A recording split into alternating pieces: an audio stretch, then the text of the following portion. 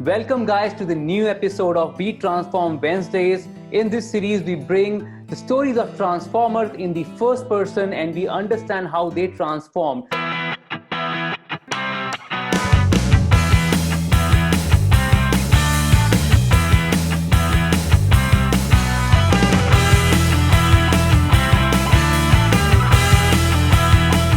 The objective of the show is very simple. We want all of us to understand that transformation has no time. You can be early, you can be late, whatever is the time is a right time to transform, to make those changes which we always wanted to. And that's why we call some very special people to our show every week. Our guest today is Ben Saville and he's joining us from London. Ben started his journey from the bar and then he literally raised the bar. Ben was working as a bartender in Nottingham, away from his home in London for 5 years. He wanted to make some changes in his life because this way of working was no longer possible for him. Then COVID-19 happened. Ben returned back to his home in London and started self-education. He got trained as a business coach and decided to help others in the same way. In just 12 weeks, Ben has been able to help more than 25 individuals and make them do the first steps of creating and expanding their businesses. He's young and driven, and he's here with us to share his story of transformation. So without waiting, let's welcome Ben Saville to the show. Thank you very much for the introduction. And thank you for everyone that's watching and listening. I'm very excited to share my story of transformation, and with that as well, hopefully, share some inspiration and some techniques or some ideas of how you yourself could transform, not just on a Wednesday, on any day of the week. Yeah, great. Yes, Ben. And that's incredible. I really love to see the intent which you have behind your message. And, let me tell you guys how I met Ben. It was an introduction which happened in LinkedIn, and we got connected in LinkedIn, but something special happened in this connection. I connect to many people on LinkedIn and I'm very active over there. But when Ben connected with me, the second message he sent me is that, hey, Alok, can we get on a call? I said, hey, why? I was just, as we all think, I thought there must be some agenda, maybe something he wanted to there must be something he's promoting. I said, okay, let me ask that. And he said, no, I want to have a conversation. We are doing a network, but when we are building a network, we should know each other well. I said, wow, this is interesting. Somebody wants to talk. And then I went for that call. We spoke for some 20 odd minutes. It was all kind of conversations about knowing each other, knowing what you like, dislikes, what have you been through, what is your journey and all. And it was just this beautiful casual conversation which he did. For me, what I felt that I have got somebody to talk to without an agenda, and that was completely different for what I see in other cases. So that stayed with me, and I have witnessed his journey of transformation. So I thought it is really important for us to bring Ben here and share his story of transformation. So Ben, I know a little bit about you. We know that you started actually as a bartender, and then you literally raised the bar, and there was some transformation that happened. But before we talk about the transformation side, I would like to know something about your past, something about your childhood, how you started and how you landed in the bar in Nottingham. Yeah, for sure. Yeah, I'm very happy to share that. So, it was due to education that I ever went to Nottingham. I went to Nottingham to study in university, and the idea of, the freedom that comes with being within university, the idea of being away from home, starting my own life, that was really important. So the seeds of that, the little ideas were created in childhood, like going further back, really, than most people ask me to.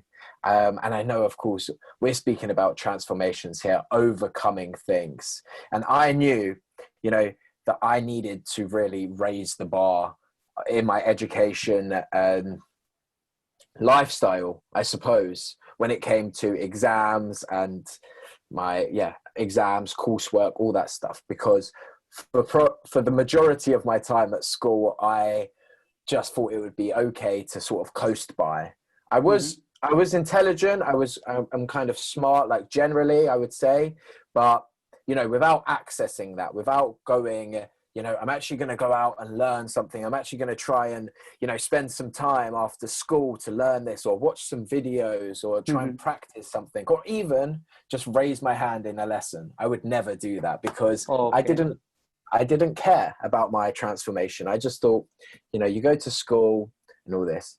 And it became really important to me. I need to get these grades so that I can go to university, so that I can move away from home and go to Nottingham. And of course, I created this representation of myself that a lot of people would love to say, hey, Ben, he's not the smart guy. He's not going to meet these grades. He can't put in any work. I created this representation. So it is in some ways my fault. But everyone loves to remind you of that, when you're in school. And I remember, like teachers being like, if you really, really try hard and all this, maybe you'll pass. Like maybe, as in, you've got no chance, even if you try really hard. And that was physics, which wasn't something that I pursued, but obviously important. I remember that teacher in particular, and I got an A star. I got an A star in her lesson, which is obviously like the highest I could have got. I'd done a lot better than almost anyone else. And I was predicted like D. I wasn't predicted to even pass. And that was amazing for me. That was an amazing sort of beginning step, because I remember that fueled me. That was like, I know some people in my connections also. I had a family member, an auntie, that was really well educated in physics. She was a doctor, so she was really smart. So I was like, oh, can I go to her house and study with her for like maybe 2 days? It wasn't really that much. And that's all I needed, just to use my network, like kind of like what we said, find out something about someone, have someone in your network, just get to know them. You don't need to have an initial agenda. I didn't need to have an initial agenda to get on with my auntie, right?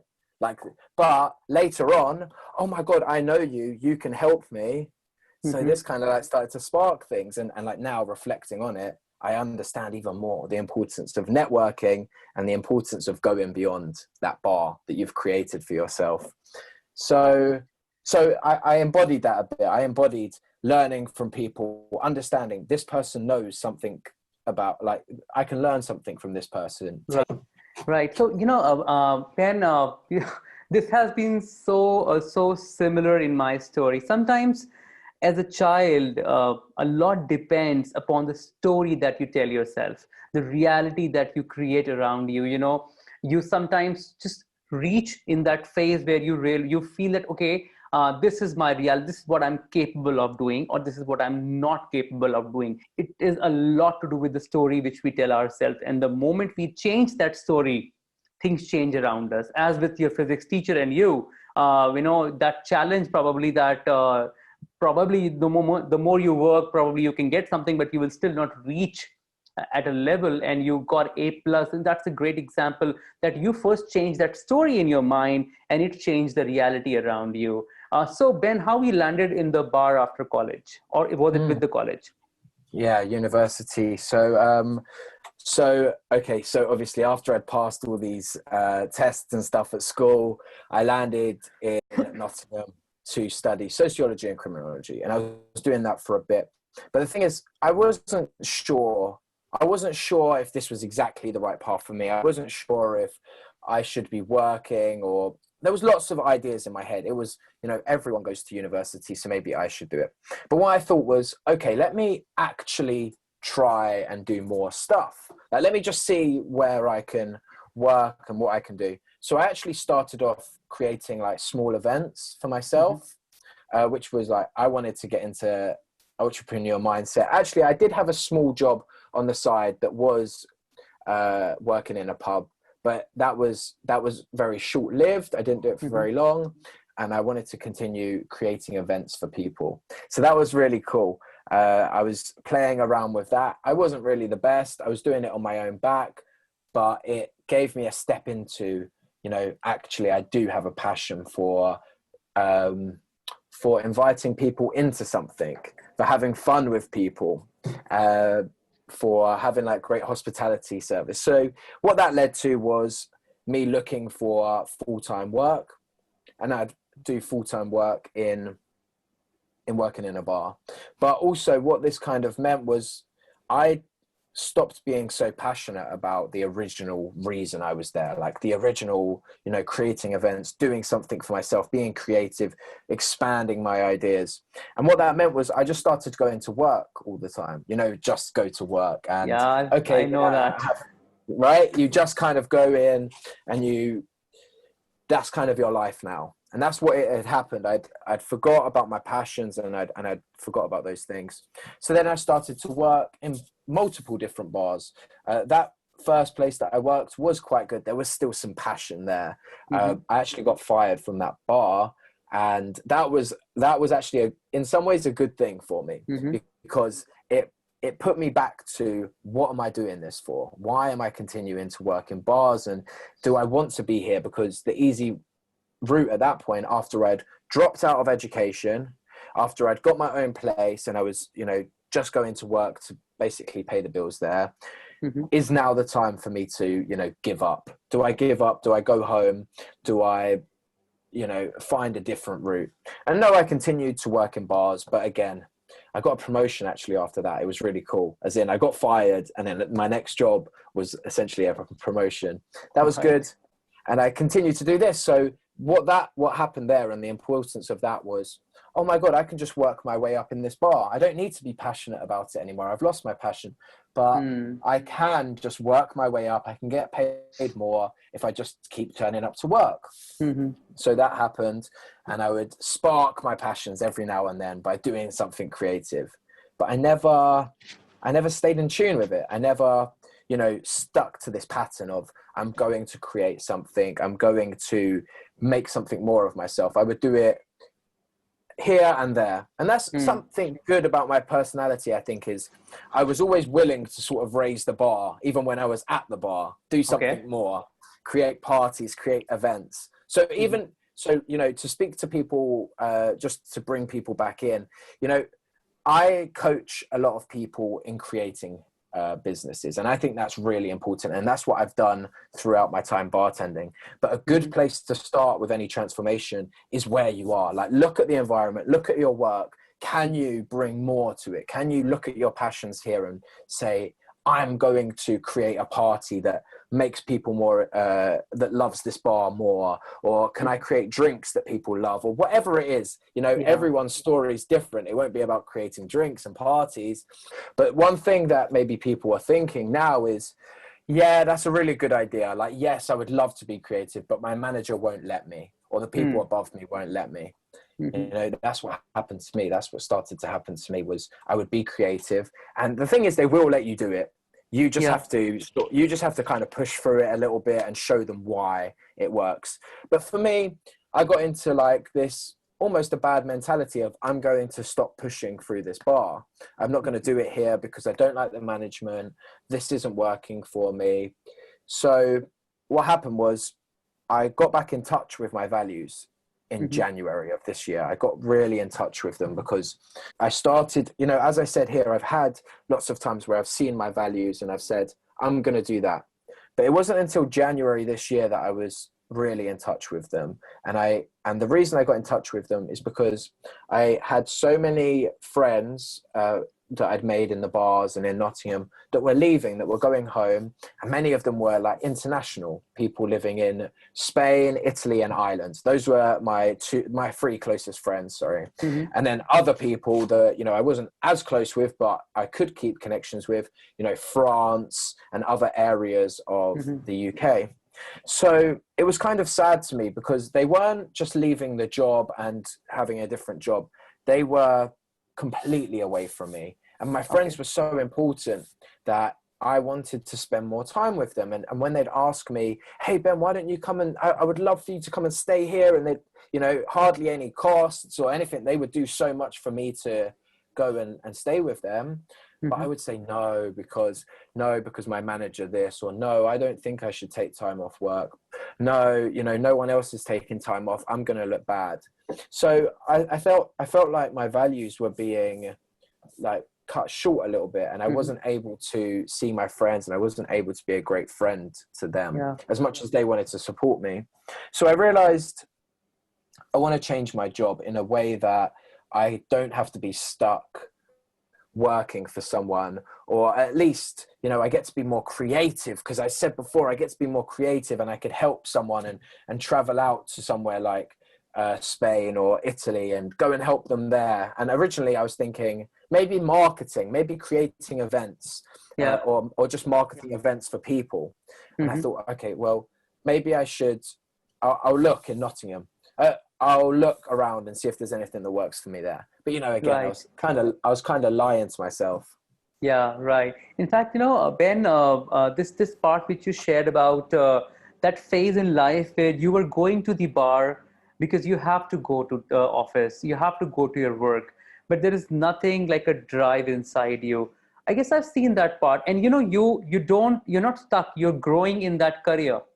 You're growing on that ladder because you've understood the formula of growth. You know how you will grow in that organization. You will go to the next one, and how would you grow? I did something very similar, to be very honest. When I was doing my sales in the beginning of my career, you know, I never went in sales by choice. It was just by chance, I must say. And you know, slowly I learned the art. I learned how to grow as an individual. I learned how to close sales. I learned how to get business, and I learned how to grow, how to get an increment every year, for that matter. I knew really how to get that part right. And I was growing in designation as well. All that was step by step working for me. But yes, when I go back to the values and say, hey, is it like really what you wanted to do? The answers were not coming. I was just confused. And that's what made me think that, am I on the right path? And sometimes these days when you realize that you are in love with the weekend and you hate the weekday, you hate that Monday and you love that Saturday, you should know that, you know, something is not going right, and you have to do a recalibration of your days, right? I guess that's great. I really connected to that. So what happened in January, you said, I think right after that COVID-19 happened as well. Maybe in February or March is when the lockdown started happening. So what happened in that phase for you? Yeah, so I started to take coaching. Like, I started to have a coach to ask, hey, in January, what is it that I want to be doing? Luckily, my coach is a family member. He's an uncle. So it was very easy throughout a lot of these times to just phone him up if I had an issue. But our connection was it wasn't always there. It's always been a great connection, but it's not been, let's speak every day, or let's, you know, speak at any set time. It would just be throughout a lot of these times when something bad was happening, I would call him, which isn't the best way to make any transformation. So yeah, in January, I became a bit closer connected with my uncle again. Not closer as in, you know, our relationship did grow actually, but there was no distance between it beforehand. I just sort of reached out to him a bit more and asked him a few ideas, and we spoke really deeply for a couple of days in January, which was just around the time that I went to go and meet my friend in Madrid for the first time. So like really experiencing that value. And I was in touch with this a bit more. And so we were speaking, and he said, you know, why don't you look into this events or marketing? Like, why don't you just try and pursue that for a bit? If that's what it seems like you like, why don't you look into that more? So I did. I looked into it in Nottingham, and then we had like backwards and forwards. And he said, if it wasn't working for me in Nottingham, like for a place, I could always go back to London and stay with him if I wanted to. And I said, actually, previous to him saying that, I said, I would like to go back to London because there's more opportunities, but I can't go and stay with my parents because our relationship's not great all the time if we're just there, you know, in each other's house. It's okay if we phone each other, but actually living together, I felt was going to be hard, right? So he said, why don't you come and live with me in January in London? Sorry, not necessarily in January. That's when he said it to me. But why don't you come and live with me in London? And I said, yeah, man, that sounds awesome. Even though it sounded awesome, again, making that transformation was a bit hard. So it took me a couple of months to be like, yes, I'm going to do this now. This is my plan. Right. And also in that time, I wanted to save a bit of money so that I could survive, you know, really just like look after myself if I was going to put some things on hold, if I was going to leave my place, if I take a break from my job. So in that time, it was about saving money and actually committing to, I'm going to leave all the other friends that I have here, all the jobs and stuff. Mm-hmm. So that was difficult. And then it came to March, and I was leaving in March, and I got picked up by my mum's boyfriend in his car to come from Nottingham back to London. And I was going to stay in London in my mum's house for 1 week. And that was going to be it, just to get all my stuff together, and then go over to my uncle's house. And then COVID hit really bad in that time. Literally in the time that I was in the car coming home from Nottingham to London, it was on the news. Complete lockdown. All my friends that were in bars, they were told their day was cut short. They have to close now, all that stuff. Literally when I'm in the car. And that was 2 days after my last shift of working in the bar as well. So everything's changed now in my mind, as in the place that I used to work at. And, you know, if everything goes wrong, I could probably go back to, and all the jobs. And all the jobs in the future, they're closed. And I don't even know what it really means. No one knows what it means, right? Yeah.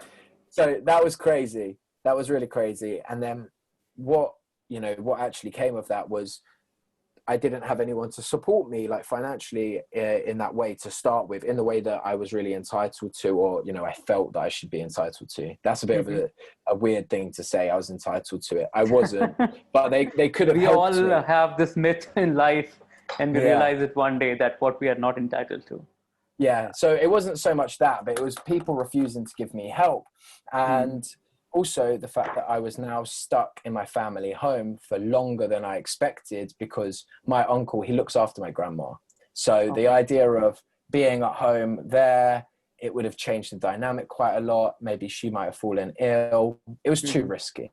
So I needed to be at home. I didn't have a job. I didn't have any jobs to look forward to. So what I decided was, take this stuff serious now. Start to help yourself. Don't rely on this place of work is going to help me. This place of work is going to help me. This environment's going to help me. No, you know, I'm in control of that stuff. So from there, I decided I'm going to change the family environment. I'm going to make it the best family environment I possibly can by being, you know, extremely accountable for my actions, by doing things that are more than fair, you know, like by really going out of my way to make this work.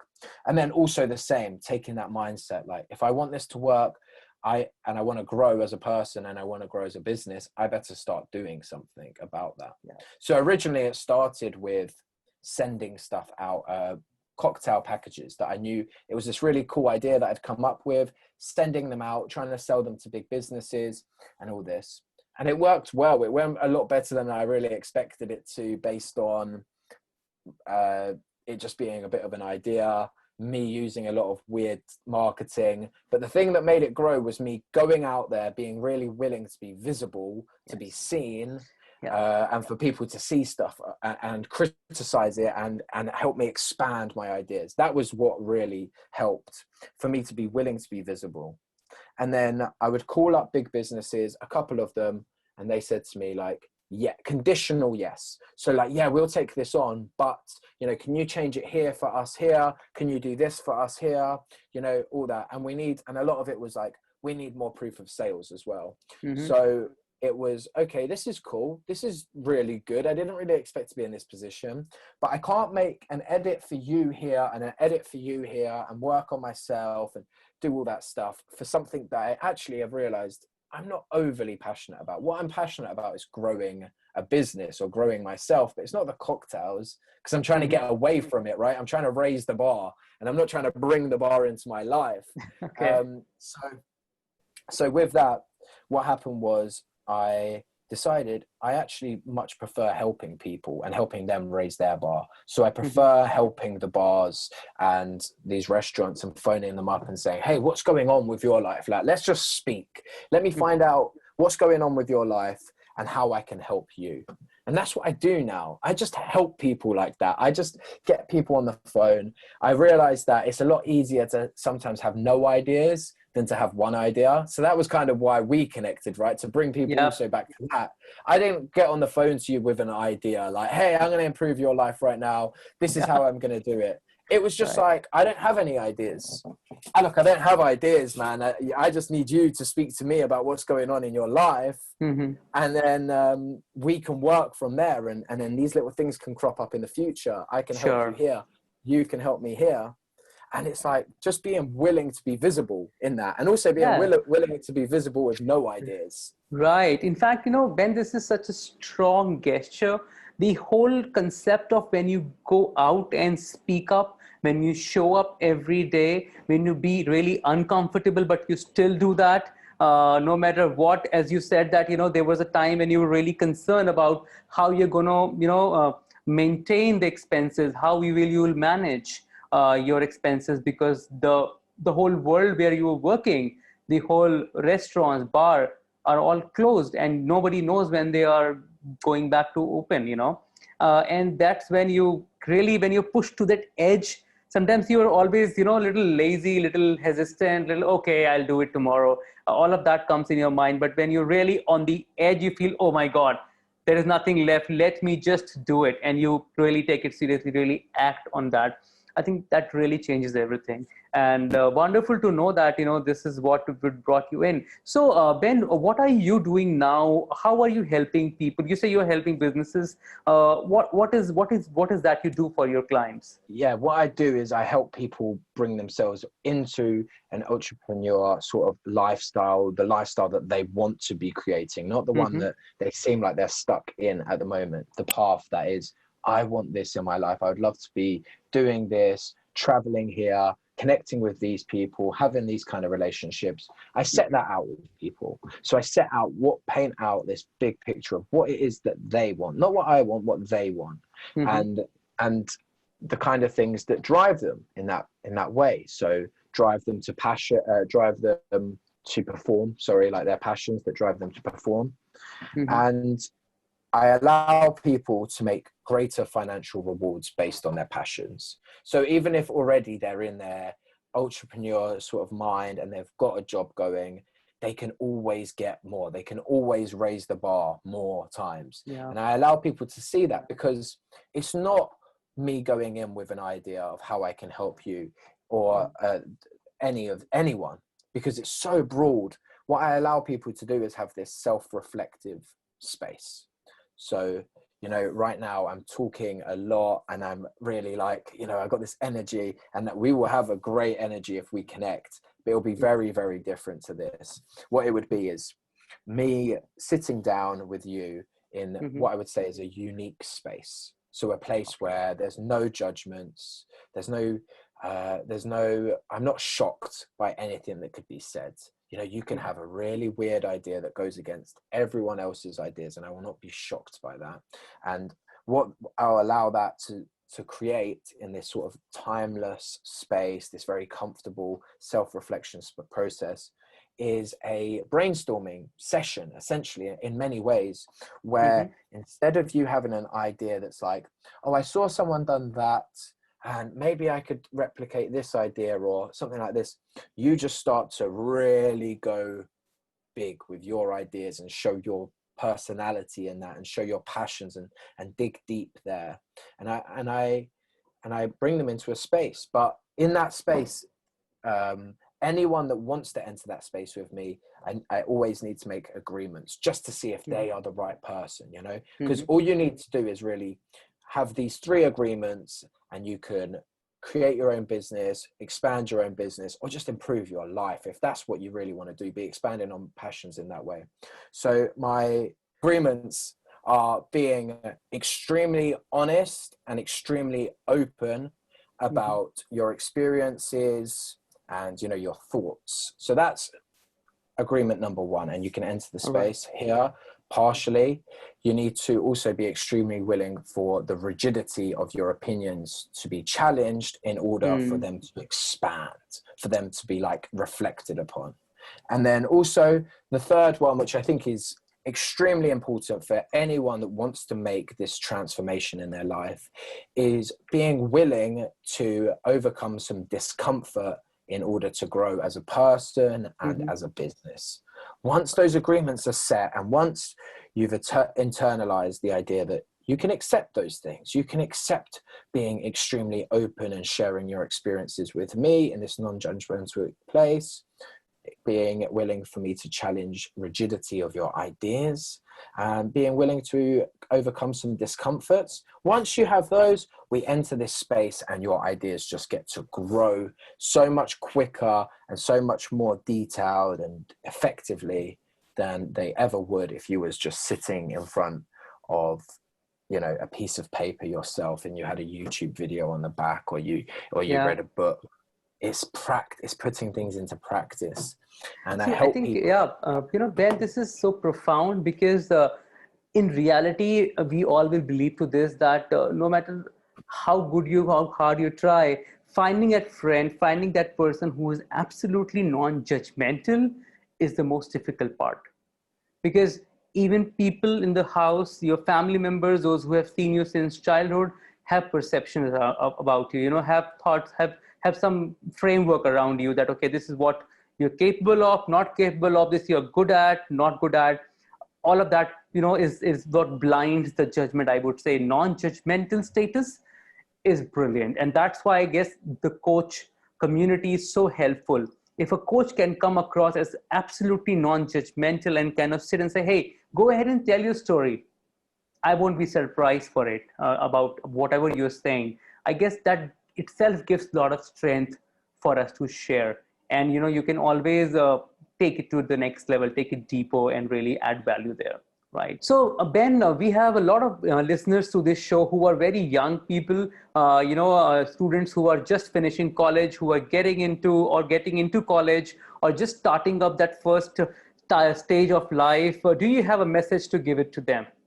So a message, where we can prove some effectiveness, you can make a real change. If I give a message that people are willing to experiment with, like to play around with after watching this, would be to interact with people with intention. So like to connect with people with intention, to find out, to make greater network choices, to find someone that really interests you, and with that you get to grow your ideas. And once you've had the idea of what you want to be connecting with people with the intention of, maybe it's to grow, like for me, events. I would have succeeded so much more if I went out and I was like, hey guys, do you like event, like do you like this idea, what do you think of this idea, or what do you like? Just open-ended question. What do you like? Finding out about people.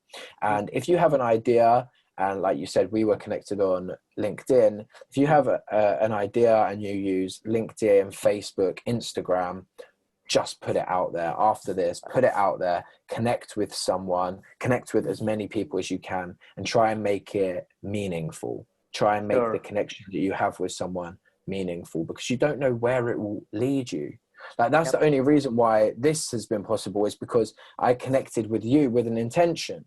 So you connect with someone else with an intention, and you really don't know where you're going to be. As I said, this journey for me started 12 weeks ago, and we probably connected around the beginning of that journey, maybe 10 weeks ago, around that time, I reckon. And it's like how quickly things have grown for me. Like literally my actual environment has changed, as in the house, the attention that I put into detail with things. Once I start to make an intention and connect people to that, there's so much more. And just to be conscious when you're making these connections with people. For example, like you said, young people that are going to university, make friends, like go out of your way and try and like speak to people about your ideas, and be open and share openly. And sometimes it's going to be discomforting, right? It's going to be uncomfortable. Sorry, that was the word I was looking for. It's going to be uncomfortable to share, this is my idea. But, you know, you need to go through that discomfort in order to grow. And that's a really big thing. To become invincible, you must first be visible. And I think that's important. To become a really strong person, you need to be visible to the world and show them what you can bring, or at least what you want to bring. I think that's important. It's very well said, Ben. Great insight for all the listeners. I have seen this practically working, because around the same time in the month of February or March, I started working on my LinkedIn profile. I optimized it.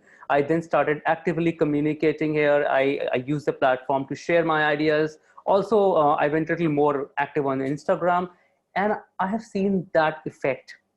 Now the network is growing. I'm getting real business. There are business partners who are connecting and communicating. They're saying, okay, hey, Alok, I saw your post related to something on that day. Are you into something like this? I said, yeah, I do that stuff. So, and then we get real business inquiries. So the real stuff happens when you really go out and show up, talk, grow your network. I guess that's so important to go out and speak up, and especially to students. Guys, do not hesitate. Just go out. You have the time to start the network building right now. Go out and speak to more people, create network, and as Ben said, that it really helps. Great. So thank you, Ben, for joining us today. I guess we really got inspired to see and know your story. That is incredible. For 5 years into one kind of industry and living your life there, and then realizing one day that you have to do some kind of changes, and taking that call and moving on and doing that action. We wish you all the best for endeavor. I guess a lot of people would like to know what you do. So I will share your links. So guys, all the links which are related to Ben, his Instagram handle, his LinkedIn account, all is right there in the links below in that description section. Go ahead and check that out. And of course, Ben is available to respond to your questions. If you have something for him, just shoot that question to him on Instagram. Probably he'll get back to you on that as well. Right? So Ben, thank you so much for joining us today. It was incredible to have you on the show. Thanks a lot. No worries, man. And yeah, just to the audience, thank you guys so much for listening. And as was said, you know, my links will be here. Connect with intention with me, and we can grow something amazing there. Wow, great. Cheers so much. Thank you so much for joining, Ben. So guys, this was Ben Saville, and what I really loved about his story is the way he picked himself up in situations where he could have gone really upset or could have been surrounded by anxiety. He picked himself up and made the changes which he wanted to do for his own life. I guess this is exactly what we all need in these times of stress, when we are not sure what we need to do because of the changes which has happened around us. But what we know is that there is a little why inside us. There is a little why inside us of what we are supposed to do. Just go ahead and start doing it. You will figure out the how in the way. But yes, when you move towards your why, everything falls in place slowly. It takes time. There is a struggle. Ben is in the journey right now. He has not crossed that river completely, but at least he has entered the waters. I guess that is one of the biggest learning we can extract from the show today. Guys, I'll come back again next week with somebody else with me. And if you really feel that there is a story that has to be told, or if you have a story of transformation that should come on this show, go ahead and get in touch with me. I'll come back and see you next week. Till then, goodbye.